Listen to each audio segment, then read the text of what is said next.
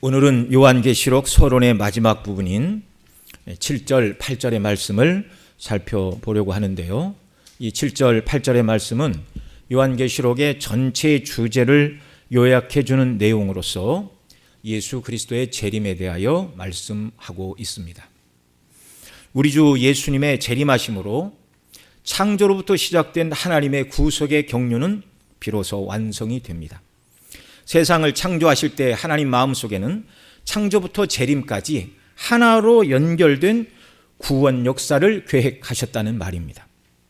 창조와 재림 사이에, 물론 그 사이에 인간의 타락이 있었고 타락한 아담에게 여자의 후손을 통한 구원을 말씀해 주셨습니다. 구약에서는 여러 선지자들을 통하여 여러 모양으로 여자의 후손으로 오실 메시아가 어떤 방식으로 어떤 분으로 오셔서 그 백성을 죄에서 구원하실까를 다각적인 면으로 구약의 선지자가 증거를 하였습니다. 이 약속대로 하나님 아버지께서는 사랑하는 독생자를 사랑의 몸을 입게 하시고 이 땅에 나게 하셨습니다. 택한 백성의 구속주로 오신 예수님은 참 사람이심과 동시에 참 하나님이셨습니다. 자기 백성을 죄에서 구원하시기 위하여 인생이 하나님 앞에서 지켜야 될 모든 율법의 요구를 예수님이 다 지키셨습니다. 뿐만 아니라 택한 백성의 죄를 대속하시기 위하여 십자가의 대속의 죽음을 죽으셨고 부활하셨고 승천하심으로 구속을 완성하셨습니다. 그 주님이 재림하심을 통하여 창세 전에 세우신 구원 계획이 완결이 된다는 말입니다. 예수님 재림 시에 구원받은 하나님의 자녀들, 곧 저와 여러분 모두는 하나님께서 예비하신 새하늘과 새 땅, 곧 완전한 나라에서 영원토록 영생을 누리며 영광 가운데 거하게 된다고 성경이 말씀하고 있습니다. 이때가 하나님의 완전한 구원이 이루어지는 날입니다. 이 짧은 시간 속에 잠시 이 땅에 머물다 가는 인생들에게 하나님께서 영원한 영광의 천국을 그 아들을 통하여 우리에게 주신다는 이 복음이야말로 세상에서 이 복음보다 귀한 것도 없고 값진 것도 없고 더 영광스러운 하나님의 우리에게 주실 수 있는 최고의 복락이 바로 이 구원임을 믿으시기 바랍니다. 잠시 왔다 가는 인생, 이들에게 그리스도 안에서 영원한 복락을 약속해 주셨어요.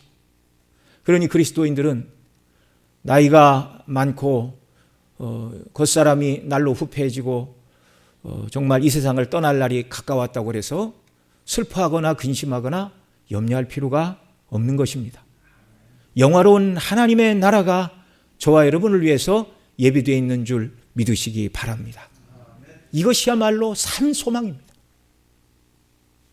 이 시간 이 재림에 관한 말씀을 살펴볼 때 성령께서 잘 깨닫게 하시고 그 무엇보다 저와 여러분 모두가 주님 다시 오신다고 말씀하신 이 재림의 날을 손꼽아 기다리며 기쁨으로 순례길을 하루하루 살아가는 은혜를 베풀어 주시기를 원합니다.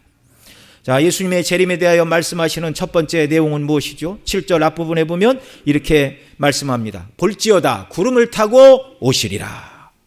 맨 먼저 하시는 말씀이 구름을 타고 오신다는 영광스러운 선포의 말씀입니다. 여기 요한 사도가 볼지어다 이 말하는 것은요, 감격에 겨워 하는 말입니다. 감격에 겨워.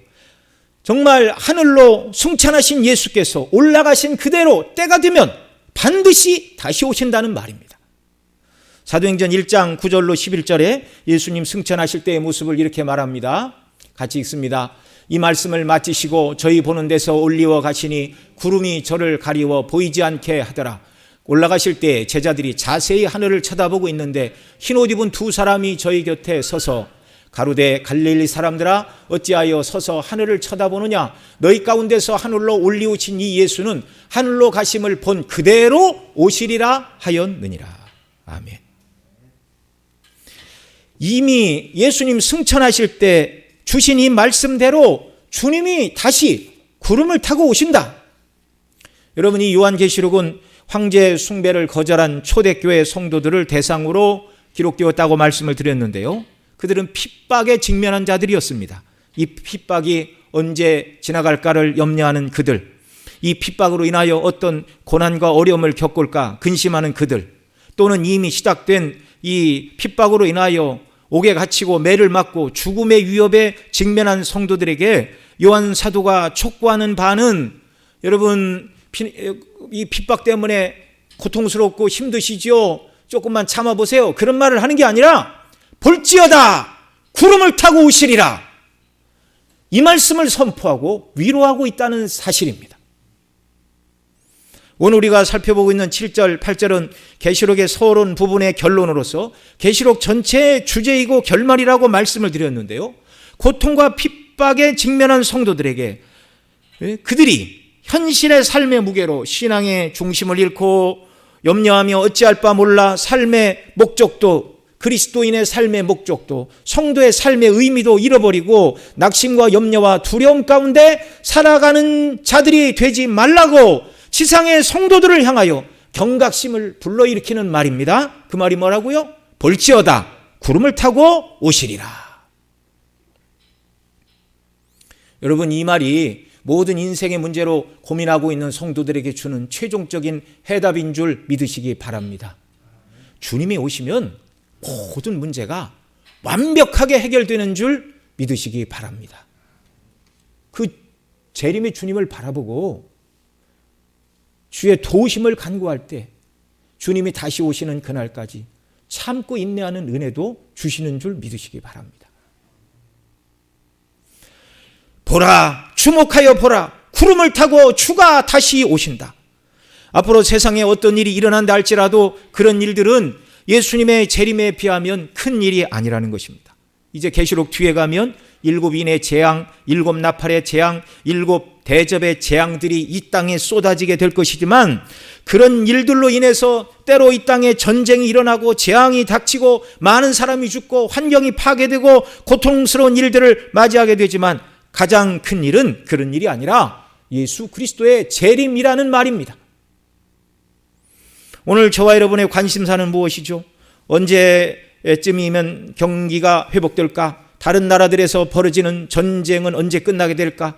혹은 이 일로 3차 대전은 일어나지 않을까? 또 개인적으로 자녀의 문제, 주택의 문제, 건강의 문제, 연로하신 부모님들의 이 건강의 문제, 이 모든 것들이 우리를 사로잡지만, 요한 사도는 역사 속에서 공통 인류 모두에게나 또는 인류 개개인 모두에게 가장 크고 중요한 문제는 그런 문제가 아니라 예수님의 재림이라고 말씀하고 있는 것입니다. 그것에 초점을 맞추고 살아가는 사람이 가장 의미 있는 삶을 살게 되는 복된 사람인 줄 믿으시기 바랍니다. 우리도 예수님이 다시 오신다는 걸 분명히 믿고 그렇게 살고 있지만, 여러분, 이건 날마다 묵상해야 될 주제인 줄 믿으시기 바랍니다. 예수님의 재림이 어떤 의미이기에 인류 역사의 가장 큰 일이 예수님의 재림이 되는 것일까요? 첫째로, 이날은 충성된 증인으로 죽은 자들 가운데서 먼저 나시고 땅의 임금들의 머리가 되신 예수 그리스도께서 우리를 사랑하사 그의 피로 우리 죄에서 우리를 해방하사 그 아버지 하나님을 위하여 우리를 나라와 제사장으로 삼으신 그 예수님이 다시 오심을 통하여 이미 영적으로 이루어진 구원과 이미 영적으로 시작된 하나님의 나라가 예수님의 재림으로 완결되는 줄 믿으시기 바랍니다. 모든 일의 완성입니다. 사도 바울은 에베소서 2장 4절로 6절에서 이렇게 말씀했습니다. 같이 읽죠. 긍휼에 풍성하신 하나님이 우리를 사랑하신 그 큰 사랑을 인하여 허물로 죽은 우리를 그리스도와 함께 살리셨고 너희가 은혜로 구원을 얻은 것이라. 또 함께 일으키사 그리스도 예수 안에서 함께 하늘에 앉히시니. 여러분, 예수님 이루신 구속으로 말미암아 예수님과 함께 저와 여러분이 죄에 대하여 죽고 그리스도와 함께 의에 대하여 산 자가 되었으며, 더 나아가 지금 저와 여러분의 영적인 자리는 예수 그리스도와 함께 하나님 우편에 앉아있는 자들이 돼요. 그리스도와 더불어 왕노릇하는 자들이라고 말씀하고 있습니다. 영적으로 이 구원이, 이 하나님의 나라가 이미 시작된 줄 믿으시기 바랍니다. 그러나 아직 완결되지 않았습니다. 완결되지 않았습니다. 그래서 저와 여러분의 영적인 자리는 예수 안에서 함께 하늘에 앉힌 자들이나, 현실의 저와 여러분은 육체의 연약한 몸, 완전히 성화되지 못한 연약한 몸을 입고 죄와 싸우며 이 땅을 살고 있는 거예요. 그러나 주님 재림하시면 우리 몸의 완전한 구속, 완전한 성화를 이루어 주십니다.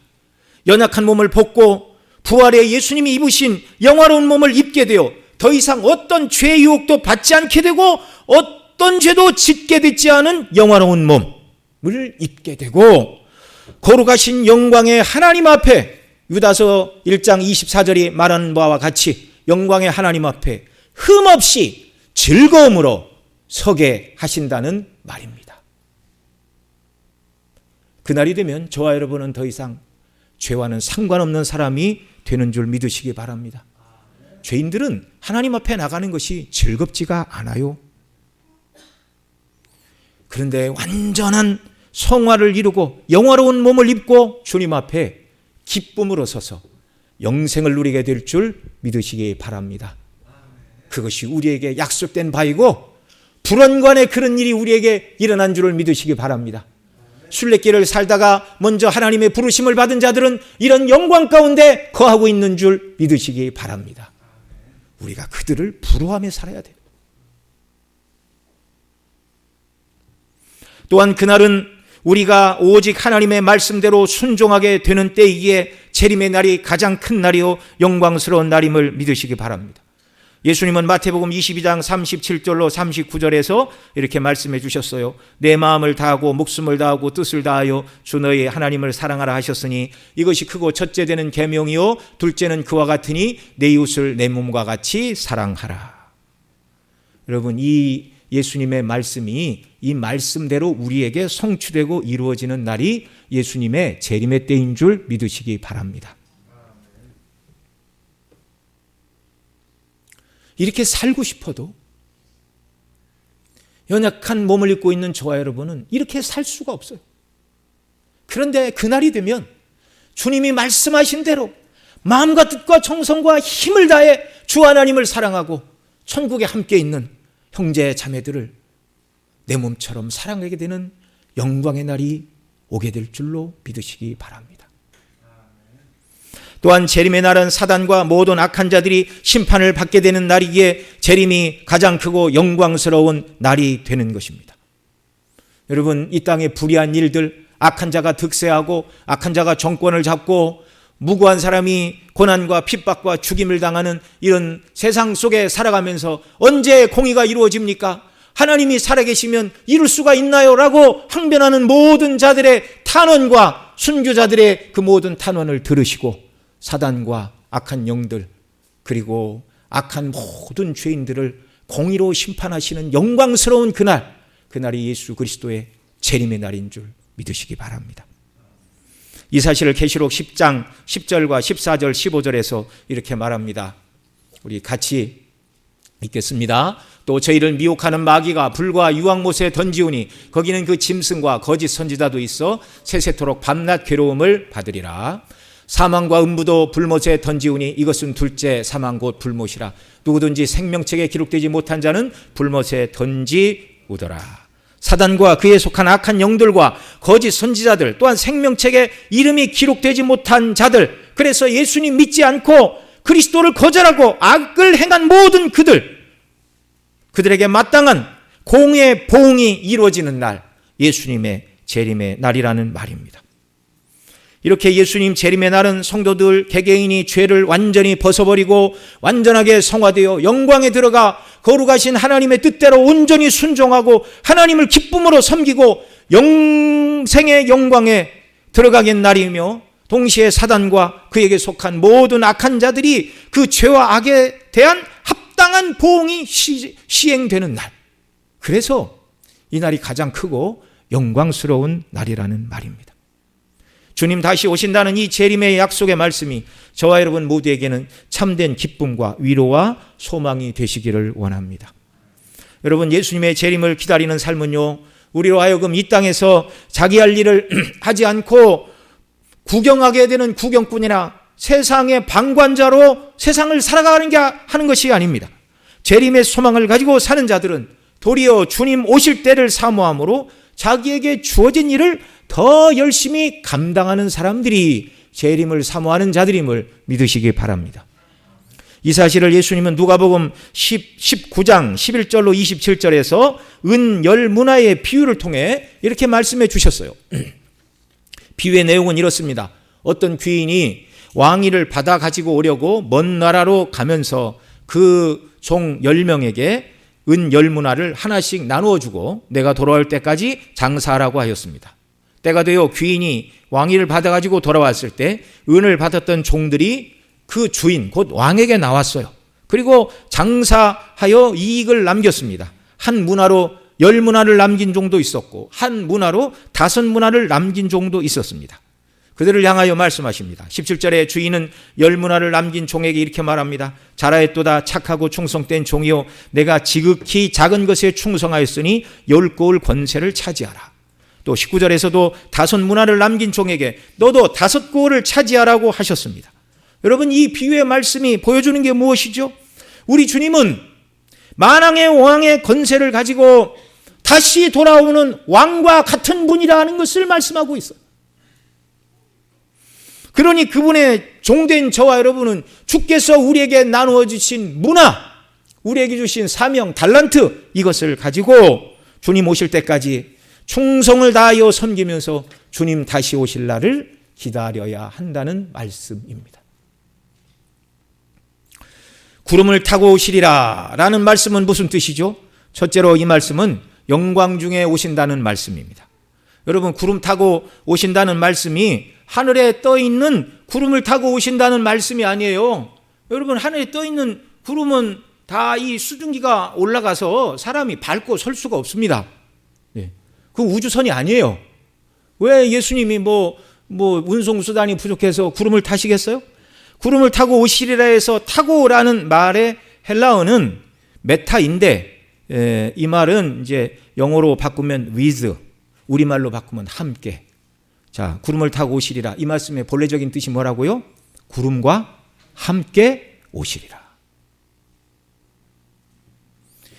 우리는 출애굽기 말씀을 살펴보면서 구름은 하나님의 임재의 영광을 나타내 주시는 것임을 이미 살펴본 바가 있습니다.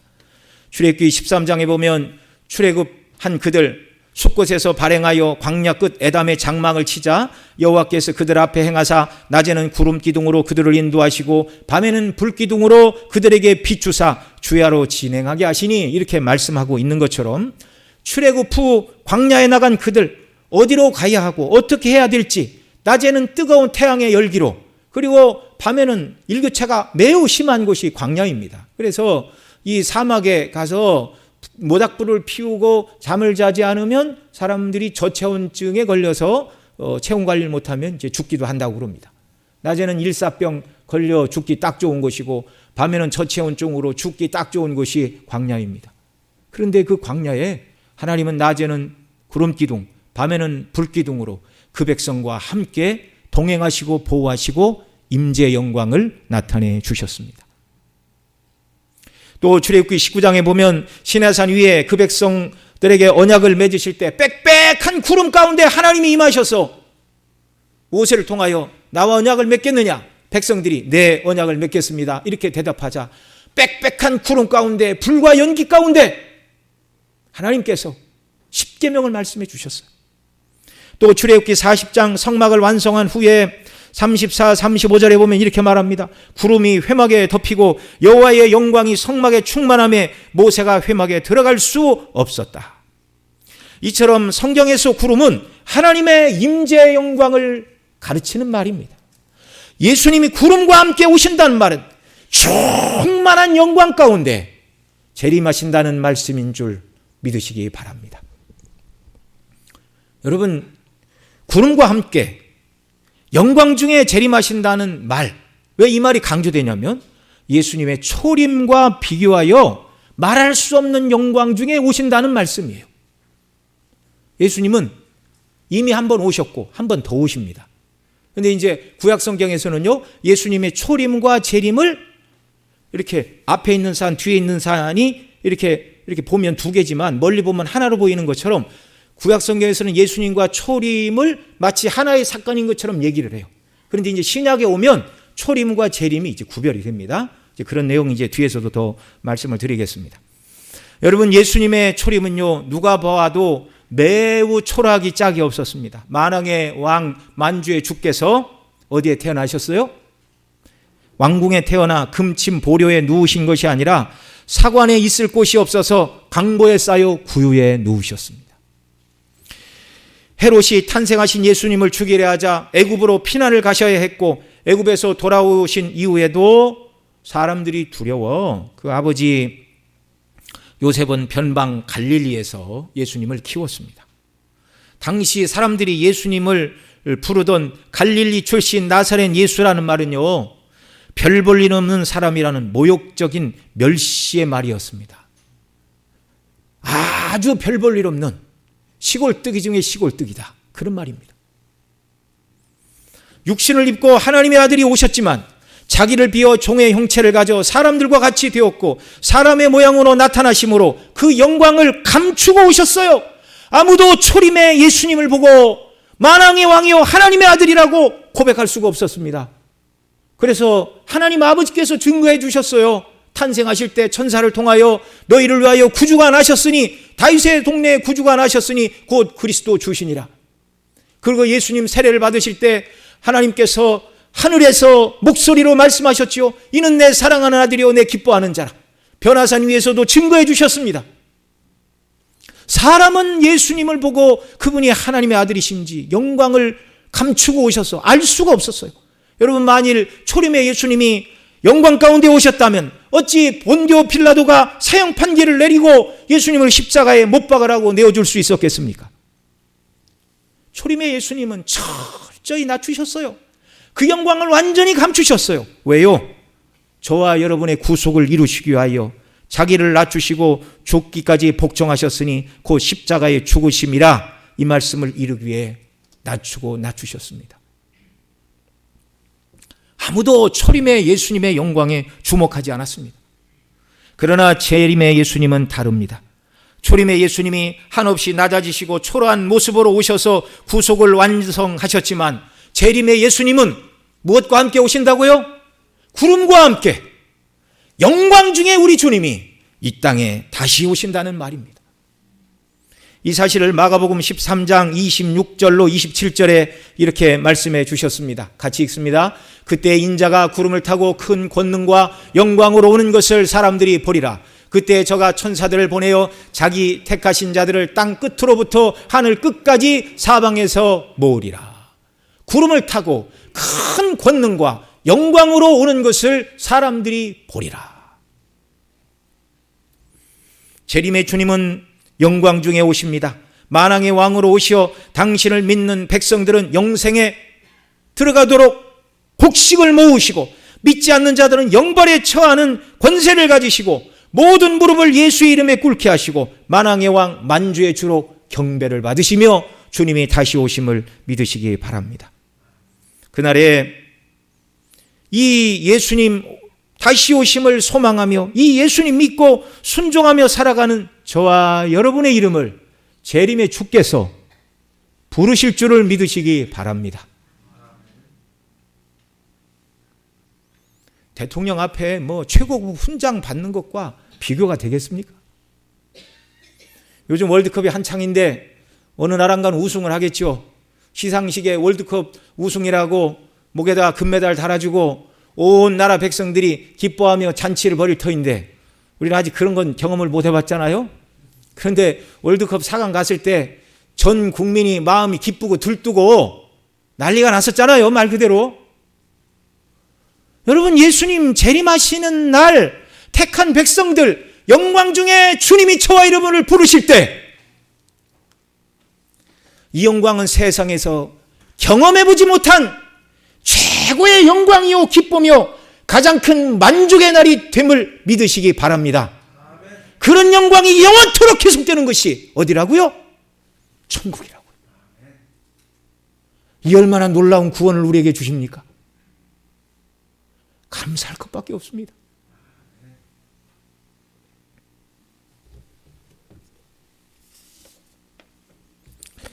(7절) 하반절에 각인의 눈이 그를 보겠고 그를 찌른 자들로 볼터이요 땅에 있는 모든 족속이 그를 인하여 애곡하리라. 그러하리라. 아멘.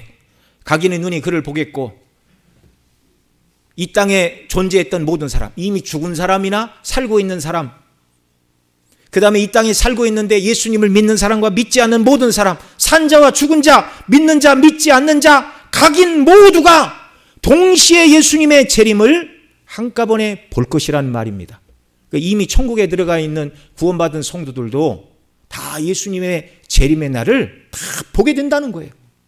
모든 이목이, 산자와 죽은 자의 모든 이목이 누구에게 쏠린다고요? 예수 그리스도 한 분에게. 모든 것이 그리스도 안에서 통일되는 줄 믿으시기 바랍니다. 여러분, 어떤 사람은 그래요. 지구가 둥근데 어떻게 각인이 동시에 예수님이 갈릴리 변방에서 승천하실 때는 몇 사람이나 봤는데 그가 오심을 본 그대로 모든 사람이 볼 것이다 이렇게 얘기를 하니까 지구가 둥근데 지구 반대편의 사람이 어떻게 보고 또 가까운 거리나 보지. 만약에 예수님이 어디로 오실지 어디로 오세요? 모든 사람이 다 보는 곳으로 오시지. 그러니까 사람의 머리로 생각을 하는 거예요. 어떤 사람은 저 신학교 다닐 때 어떤 사람은 그러더라고요. 예수님 재림하실 때 혹시 카메라가 중계를 해서 전 세계가 알게 될지도 모르겠다고. 그런 얘기 할 필요 없어요. 창조의 주님 아니십니까? 주님이 지구상의 모든 인생들을 지구를 펴시든지 어떻게 하시든지 영광 가운데 우리 주님이 오시는 모든 것을 모든 사람이 동시에 눈으로 보게 되는 줄 믿으시기 바랍니다. 그를 찌른 자들도 볼 것이요. 그 찌른 자는 1차적으로 예수님을 십자가에 못 박은 로마 군병들이죠. 그러나 그들뿐만 아니라 예수님을 믿지 않는 자들, 예수님을 핍박하는 자들, 복음을 멸시하는 모든 자들, 그들이 다 예수를 찌른 자들입니다. 그들도 다 예수님을 볼 것이다 그렇게 말합니다. 그리고 예수님 재림의 날은 또 뭐라고요? 땅에 있는 모든 족속이 그를 인하여 어떻게 하게 된다고요? 애곡하리라. 애곡하리라. 오늘 7절의 말씀은 구약성경 스가랴 12장 10절로 11절의 말씀에 근거하여 이렇게 말하고 있습니다. 자, 스가랴 12장 7절로 8절 이렇게 10절로 11절 이렇게 말씀하고 있습니다. 같이 읽습니다. 내가 다윗의 집과 예루살렘 거민에게 은총과 강구하는 심령을 부어주리니 그들이 그 찌른 바 그를 바라보고 그를 위하여 애통하기를 독자를 위하여 애통하듯 하며 그를 위하여 통곡하기를 장자를 위하여 통곡하듯 하리로다. 그날에 예루살렘에 큰 애통이 있으리니 무기또 골짜기 하다드림몬에 있던 애통과 같을 것이라. 자, 오늘 본문 요한계시록 1장 7절에 그를 찌른 자도 볼터이요 또 그를 인하여 애곡하리니라는 이 말씀이 스가랴 12장 10절에 그들이 그 찌른 자를 바라보고 그 다음에 그를 위하여 통곡하기를 11절에 큰 애통이 있으리라는 이런 말씀들을 근거하고 있습니다. 그러나 스가랴의 애통과 오늘 본문 계시록의 애통은 그 애통의 내용이 다릅니다. 스가랴의 애통은 자신들이 죽인 분이 메시아임을 깨닫고 회개하는 애통, 구원에 이르는 애통이 있을 것임을 구약성경에서는 말씀을 했어요. 그러나 계시록 1장 7절의 애통은 회개의 애통이 아니라 재림의 주님을 보고 이제는 망하게 되었다는 것을 깨닫고 두려움에 떠는 절망의 애통입니다. 자, 그러면 스가랴의 말씀은 왜 찌른 자들이 그를 보고 애통할 것이라는 회개의 말씀을 주셨고 계시록 1장 7절에서는 스가랴 12장의 말씀을 인용하는데 회개의 애통이 아니라 심판의 애통이죠. 앞서 말씀드린 대로 구약에서는 예수님 오셨을 때 일어날 일들을 초림과 재림을 한꺼번에 설명을 한다고요. 네. 그런 일이 이제 요엘서 2장 말세 영을 부어주리니 그렇게 말하고 있어요. 근데 성령을 받게 될 것이다. 그런데 그날은 불과 심판의 날이라고 그 다음 구절을 이렇게 말을 해요. 그러니까 성령을 부어주는 것은 오순절에 일어난 사건이고 불로 인하여 심판과 멸망을 받게 될 것이라는 요엘서 2장 28절 뒤에 있는 29절 말씀은 예수님 재림의 때를 말하는 거예요. 그러니까 구약에서는 초림과 재림을 한꺼번에 보고 이렇게 말씀하십니다. 스가랴에 있는 이 말씀도 마찬가지예요. 여기 이 애통이 있었지요. 이 애통으로 말미암아 구원을 받았죠. 이 애통이 언제 일어났죠? 오순절 성령이 임하시자 베드로가 증거하는 말씀을 듣고 너희가 못 박아 죽인 예수 그리스도가 그분이 하나님의 아들이시다라는 말을 듣고 사람들이 형제들아 우리가 어찌할꼬 이렇게 애통하며 회개하는 그런 놀라운 역사가 일어났습니다. 예수님 다시 오신 초림의 때에 그를 십자가에 못 박은 자들이 그때 애통하는 자들은 구원을 받지만 예수님 재림의 때에 애통하는 자들은 심판과 멸망뿐이라는 말입니다. 여러분, 예수님 재림의 때에 그리스도 밖에 있는 자들이 두려워 떨게 될 것을 요한계시록 6장 12절로 17절에 이렇게 말씀하고 있습니다. 우리 한 절씩 교독합니다. 내가 보니 여섯째 인을 떼실 때 큰 지진이 나며 해가 총담같이 검어지고 온 달이 피같이 되며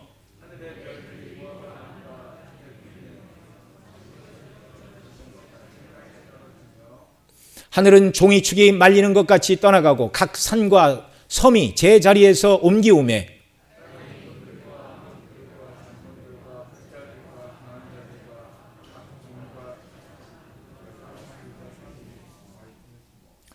산과 바위에게 이르되 우리 위에 떨어져 보좌에 앉으신 이의 낯에서와 어린 양의 진노에서 우리를 가리우라.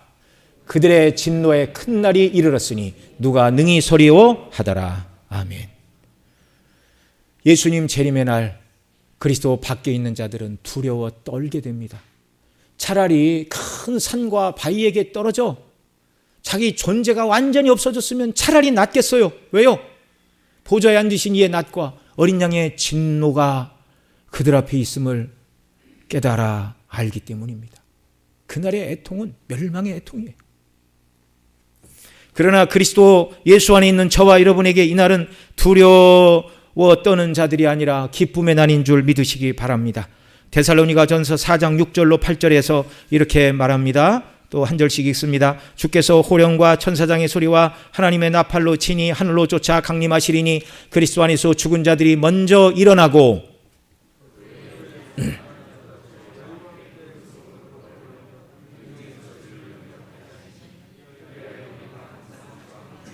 18절 같이 읽습니다. 그러말로 이 여러 말로 위로하라.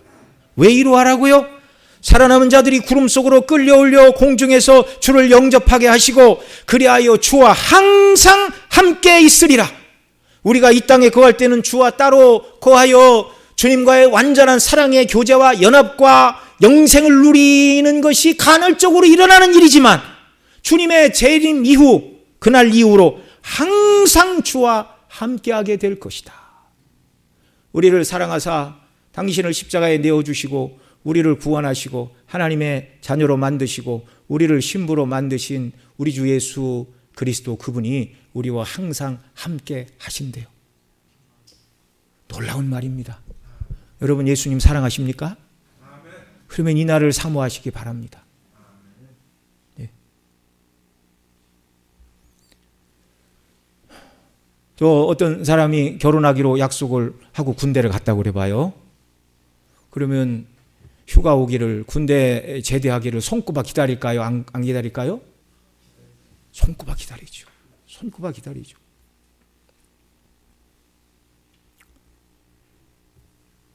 사랑하는 사이라면 손꼽아 기다릴 수밖에 없습니다. 여러분 이 말씀을 들으면서 나는 주님의 재림을 평소에 생각하고 살았는가? 내 인생의 궁극적인 마지막 하이라이트 최고의 날이 성경은 주님의 재림의 날이라고 말하는데 나는 무엇에 초점을 맞추고 살았는가? 내가 원하는 세상 것을 이루기를 원하고 그것이 이루어지는 것을 최고의 기쁨이요 만족이라고 생각을 했는가? 주님 다시 오시는 날이 최고로 행복한 날이라 생각하고 그 주님 다시 만날 날을 손꼽아 기다리며 살았는가? 여러분 우리 자신을 돌아보고 주 앞에 더 믿음으로 간절히 나가는 역사가 있기를 원합니다. 이 주님의 재림을 바라보고 땅 위에서 예수님을 믿는다는 이유만으로 고난과 핍박에 직면한 성도들을 향하여 이 여러 말로 서로 위로하라. 우리의 눈에서 눈물을 씻기시고 다시는 사망이나 아픔이나 곡하는 것이나 애통하는 것이 없는 완전한 천국 영광 가운데 우리를 맞이하시는 날이 주님의 재림의 날입니다. 7절 마지막에 그러하리라 아멘 이렇게 말하고 있는데요. 이 말은 헬라어로 나이 아멘인데, 나이라는 말은 헬라어로 예 그렇습니다, 옳습니다, 물론입니다, 사실입니다 그런 뜻이고요. 아멘은 구약 히브리어에서 온 것으로 구약 히브리어나 신약 헬라어나 아멘의 뜻은 진실로입니다. 진실로. 그러니까 그러하리라 아멘, 그 말은요 쉽게 말하면 아멘 아멘 그렇게 말하고 있는 거예요. 한 번은 헬라어로, 한 번은 히브리어로 그렇습니다, 정말 그렇습니다. 이중 긍정으로 예수님의 재림의 날이 믿지 않는 자들에게는 두려운 심판과 애곡과 고통과 멸망의 날이지만 믿는 저와 여러분에게는 참된 소망이 이루어지는 영광과 기쁨과 행복의 날이라는 말입니다. 그러하리라 아멘, 정말 그렇고 정말 그렇다는 사도 요한의 확증입니다.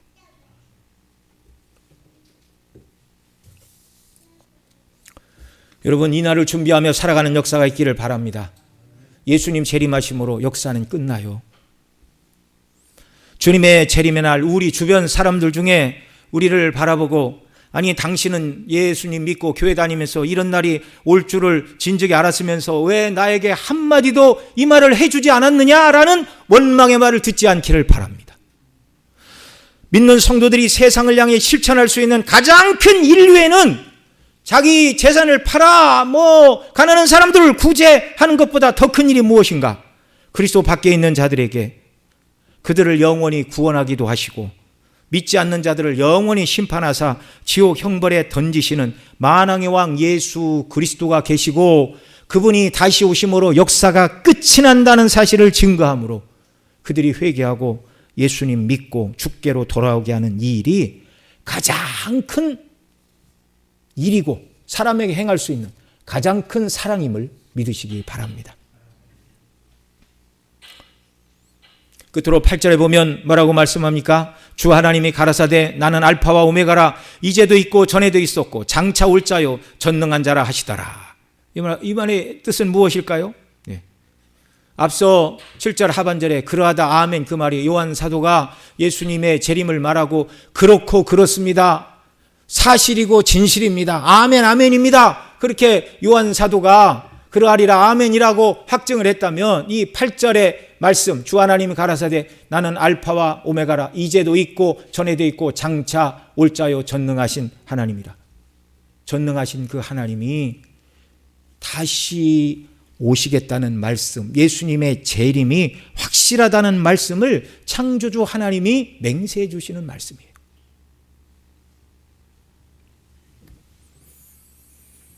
히브리 6장 13절로 17절에 보면 하나님은 당신 자신의 맹세로 확정하시고 보증하신다는 것을 이렇게 말씀합니다. 하나님이 아브라함에게 약속하실 때 가리켜 맹세할 자가 자기보다 더 큰 이가 없으므로 자기를 가리켜 맹세하여 가라사대 내가 반드시 너를 복주고 복주며 너를 번성케 하고 번성케 하리라 하셨더니 저가 이같이 오래 참아 약속을 받았느니라. 사람들은 자기보다 더 큰 자를 가리켜 맹세하나니 맹세는 저희 모든 다투는 일의 최후 확정이니라. 하나님은 약속을 기업으로 받는 자들에게 그 뜻이 변치 아니함을 충분히 나타내시려고 그 일의 맹세로 보증하셨나니. 여러분, 사람과 사람 사이에도 자기보다 더 큰 자, 곧 하나님을 가리켜 맹세하면 다투는 모든 일의 최후의 확정이라고 말씀했어요. 그런데 하나님은 자신보다 더 큰 이가 없으시니 하나님은 자기 이름으로 맹세하시면 최후의 확정이고 하나님이 자기 이름으로 확정하신 일은 반드시 이루신다는 말입니다. 하나님의 보증, 하나님의 맹세는 반드시 일어날 일의 최후 확정입니다. 그 하나님께서 예수님이 구름과 함께 곧 영광 가운데 다시 오신다는 사실을 나는 알파와 오메가라, 이제도 있었고 전에도 있었고 장차 올 자라고 친히 성부께서 말씀하심으로 요한 사도가 전한 재림의 말씀에 하나님이 당신의 이름으로 사인을 하고 계시는 거예요. 알파와 오메가, 헬라어의 첫 글자가 알파고 오메가는 마지막 글자입니다. 여러분이 강단 아래 붙어있는 A자 보이죠? 이걸 헬라어로 알파라고 그러고 그 밑에 있는 글씨가 오메가, 마지막 글씨입니다. 히브리어로 하면 첫 글자는 알렙이고 마지막 글자는 타우가 됩니다. 유대인이 나는 율법의 알렙부터 타우까지 지키려고 애쓴다 이렇게 말하면 율법의 첫 번째 계명인 알렙과 마지막 계명 타우 그 두 개만 지킨다는 말입니까? 아니에요. 알렙과 타우 사이에 있는 모든 계명, 첫 계명과 마지막 계명을 지키려고 애쓴다. 첫 계명부터 마지막 계명까지 지키려고 애쓴다. 그 말은 첫 계명과 마지막 계명 사이에 있는 모든 계명을 다 지키려고 애쓴다. 그 말입니다. 주께서 알파와 오메가 되신다는 말은 처음과 나중이 되시는 하나님, 곧 창조로 역사의 문을 여신 전능하신 창조의 하나님이시면서 동시에 마지막이 되시는, 오메가가 되시는, 제 이름으로 말미암아 역사의 문을 닫으시고 영원한 천국을 우리에게 주시는 전능하신 하늘 아버지라는 말씀뿐만 아니라 더 나아가 창조와 재림 사이의 모든 일들도 전능하신 하나님이 주관하신다는 말입니다. 지금 현재 저와 여러분의 모든 일들도요. 그래서 나는 알파와 오메가라 하신 이후에 처음과 나중이면 전에도 있었고 장차 올 자요, 그렇게만 말하면 되겠죠. 전에도 있었고 알파요, 장차 올 자라, 오메가라. 그런데 나는 알파와 오메가라고 말씀하신 다음에 뭐라고 말씀하고 있어요? 이제도 있고 전에도 있었고 장차 올 자요. 시작과 끝의 하나님일 뿐만 아니라 이제도 계시는 현재의 하나님, 현재 모든 것을 주관하시는 통치와 만왕의 왕도 하나님이시고 예수 그리스도라는 말입니다. 믿으시기 바랍니다. 우리에게 일어난 모든 일 때문에 염려하고 두려워하지 마시고 모든 문제를 주 앞에 가지고 나가시기 바랍니다. 시간의 흐름으로 말씀하셨다면 전에도 있었고 이제도 있고 장차 올 자라고 과거, 현재, 미래로 얘기를 해야 훨씬 더 문맥이 부드럽다, 그렇게 느낄 수 있어요.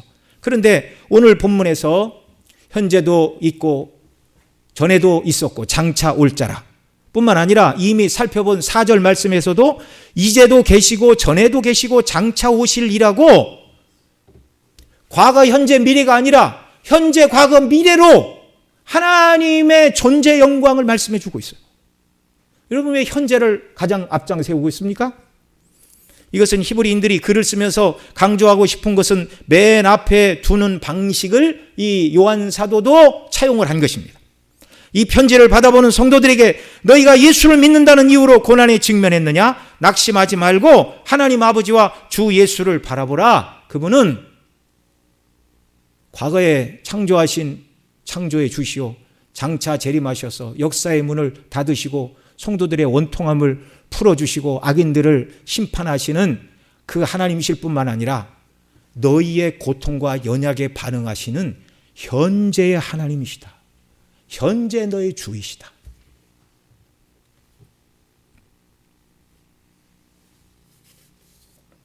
지금 살아 역사하시고 모든 것을 주관하시는 살아계신 만왕의 왕을 강조하기 위하여 현재도 계시고 이제도 있고. 성도 여러분, 어려운 일을 만나셨습니까? 내 힘으로 해결할 수 없는 난제에 둘러싸여 계십니까? 주 하나님께 모든 것을 구하고 도우심을 구하시기 바랍니다. 그러면 피할 수 있는 일이라면 피할 길을 열어주실 것입니다. 또한 피할 길이 아니라 우리가 감당해야 될 일이라면 그 모든 어려움과 고난에도 불구하고 기쁨 중에 그 모든 것을 감당할 힘과 은혜를 주시는 줄 믿으시기 바랍니다.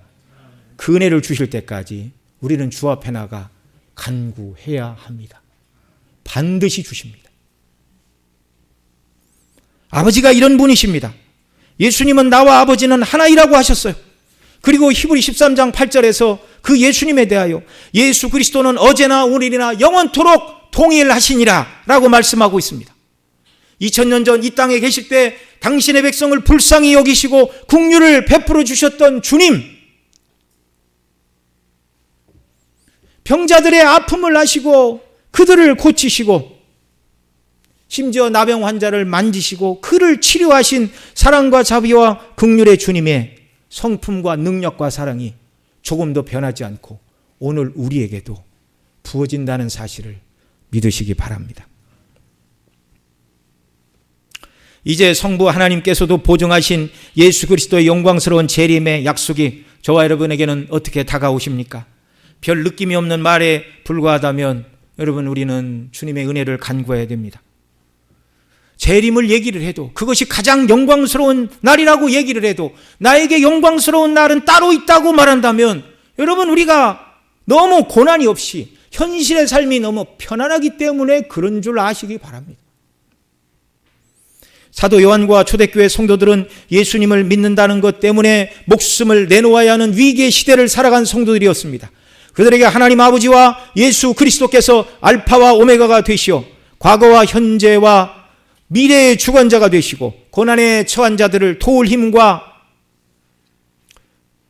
은혜를 주시는 그 하나님이 고통받는 성도들을 도우실 뿐만 아니라 결국 재림하시어 성도들을 핍박하고 미혹하는 자들을 심판하시고 저와 여러분을 맞이하시어 새하늘과 새 땅에서 영원토록 영생을 누리게 하신다는 이 말씀, 이것은 초대교회 성도들에게요 너무나 큰 위로요, 주의 뜻대로 고난 가운데서도 세상을 살아갈 힘과 은혜를 공급해주는 소망의 말씀이었습니다. 이제 저와 여러분의 삶은 주님 다시 오신다는 이 말씀에 맞추어져야 할 줄로 믿습니다. 볼지어다 구름을 타고 오시리란 이 말씀이 두려움으로 들린다면, 그렇게 즐거운 말씀으로 들리지 않는다면 우리는 깨어 주님의 재림을 환영하고 기뻐하는 자가 되게 해달라고 우리 믿음을 돌이키고 하나님의 긍휼을 간구해야 됩니다.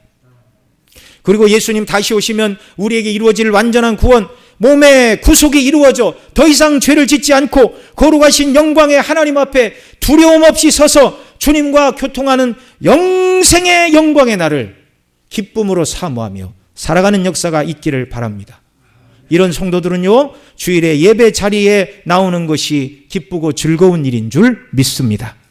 예배에 나와서 하나님께 영광을 돌리고 장차 주어질 영광을 더 묵상하고 순례길을 지나되 한 문화로 10문화를 남긴 종과 같이 맡겨진 일에 최선을 다한 후에 영화로운 몸으로 주 앞에 서서 주시는 상급을 받고 그 은혜의 영광을 찬미하며 하나님을 섬기고 주와 더불어 천국에서 왕노릇할 그날을 고대하며 이 땅을 살아가는 저와 여러분 모두가 되시기를 간절히 소원합니다. 기도하시겠습니다. 사랑하시는 아버지 하나님, 고맙고 감사합니다. 우리에게 베풀어 주신 구원의 은혜가 너무나 감사합니다. 예수님 재림으로 말미암아 이루어질 우리의 완전한 구원, 완전히 이루어질 하나님의 나라, 완성될 새하늘과 새 땅, 그 소망으로 우리의 마음이 불타오르게 하여 주시옵소서. 이 땅을 살아가는 우리의 삶의 자세와 목적이 바로 주님 다시 만나게 된다는 이 소망을 인하여 늘 기뻐하고 삶의 목적과 방향도 수정하고 그 주님이 기뻐하시는 뜻을 위하여 이 땅을 살아가는 자녀들이 다 되게 하여 주옵시고 주 앞에 섰을 때 자리타 칭찬받는 자녀 모두가 되게 하여 주옵소서. 존귀하신 우리 구주 예수님의 이름으로 기도드리옵나이다. 아멘.